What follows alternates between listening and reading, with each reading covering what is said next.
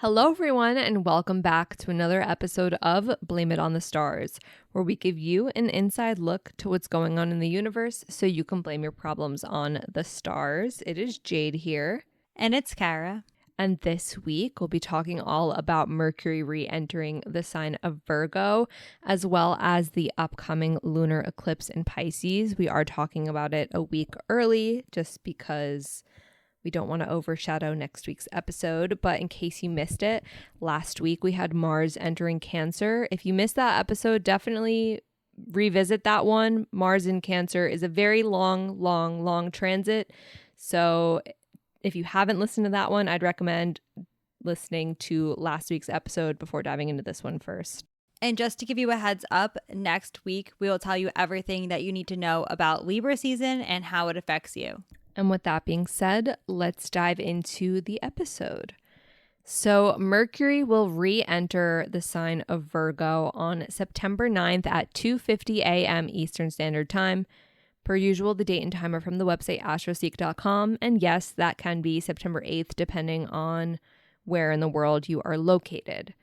What you need to know. Mercury was in Virgo, and then it went retrograde in Virgo, retrograded into the sign of Leo, stationed direct in the sign of Leo, and now is back normally in Virgo. When Mercury, the planet of communication, is in Virgo, you will notice that your focus becomes more on efficiency, detail, and practicality. How this affects you.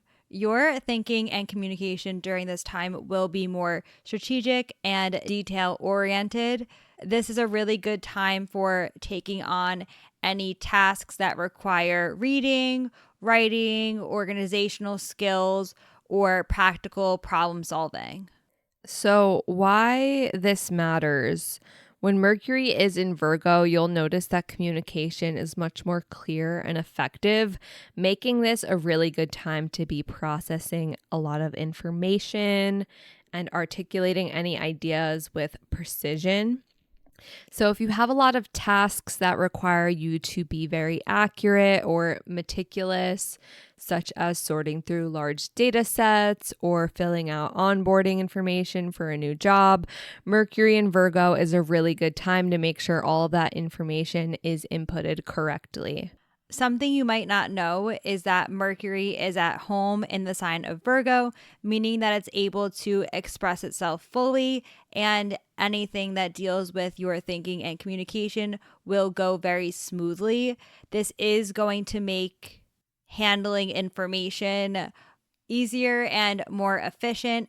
It might not be something that you have to actively think about or put effort into trying to do. It's more like things will flow naturally as you are trying to either plan or communicate with others.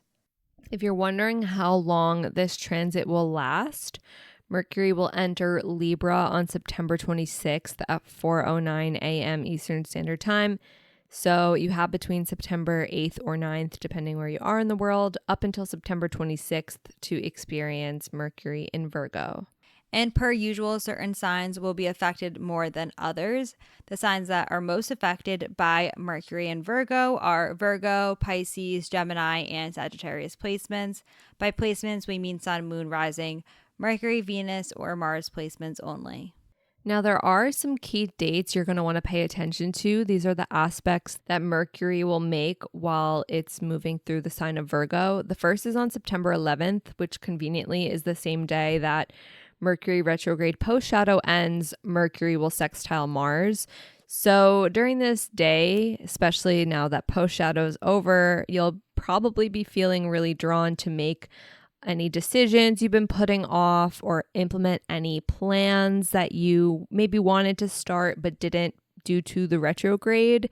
It's definitely a day when you're thinking clearly and able to take action on the things you are thinking about. And then on September 18th, Mercury will be opposite Saturn. This can bring about some challenges when it comes to your thinking and communication. You might feel like there are delays coming in the things that you want to do or accomplish, or other obstacles might arise. It's really important that you are clear and precise in your communication, especially on this day, just to avoid taking on too much responsibility or making judgments too quickly before you get all of the information. Then on September 21st, Mercury will square Jupiter, which on the plus side can make you very optimistic and more big picture oriented. However, with squares to Jupiter, it is always worth mentioning that there can be a tendency to be a little bit overconfident and overlook any important details. So that's just something to be mindful on this day. While it's great to be optimistic, you just want to make sure you're not overcommitting yourself to certain things you cannot follow through on, or making any hasty decisions due to overconfidence or overlooking an important detail. And then on September 24th, Mercury will be trine Uranus. This is a great day for innovative thinking and exploring new ideas.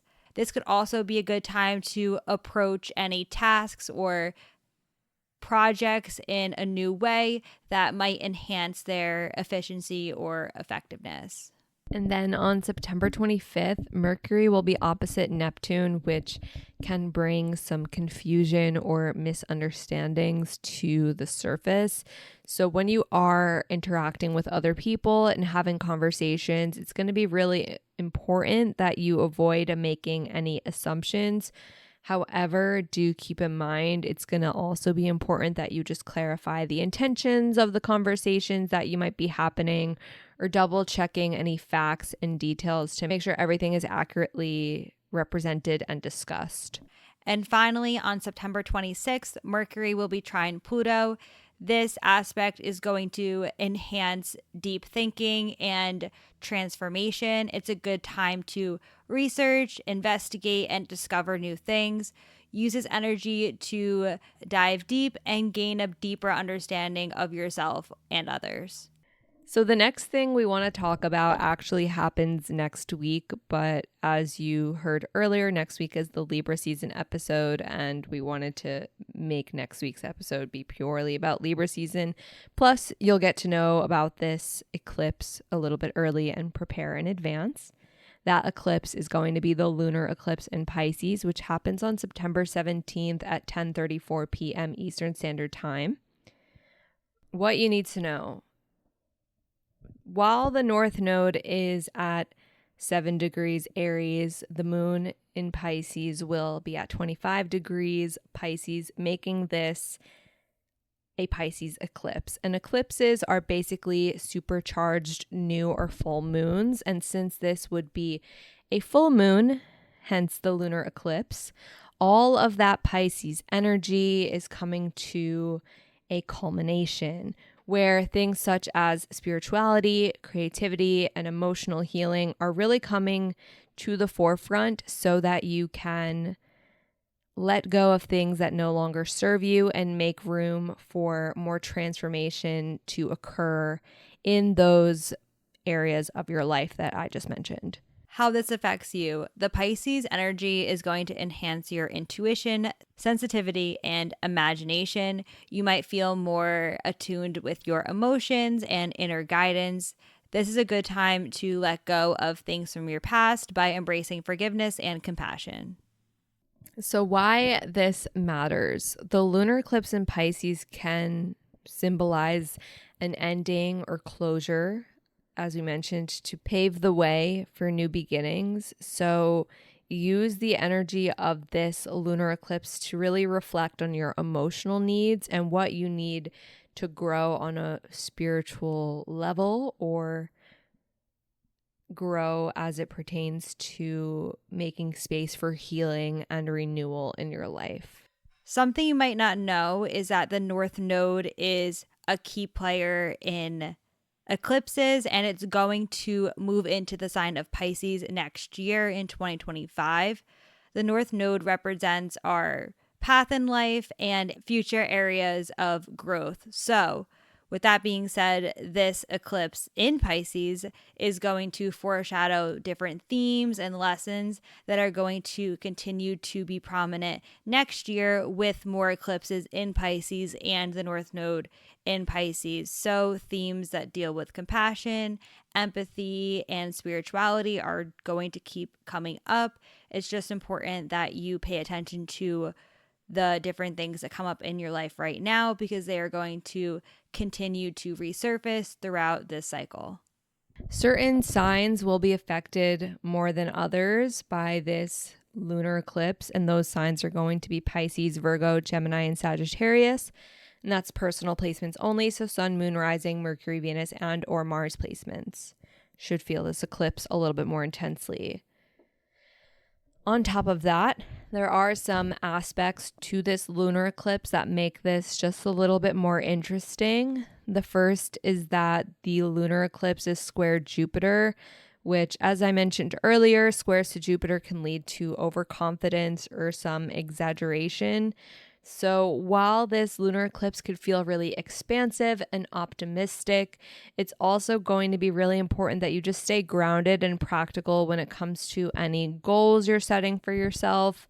In general, eclipses are not necessarily the best time to be taking action, but if you're thinking about what areas of your life you want to change in the upcoming year or so, it's going to be important that you just stay grounded and realistic when it comes to setting those intentions. At the time of this eclipse, the sun will also be trine Uranus with the moon sextile Uranus. This is going to highlight new discoveries, innovative thoughts, and sudden breakthroughs.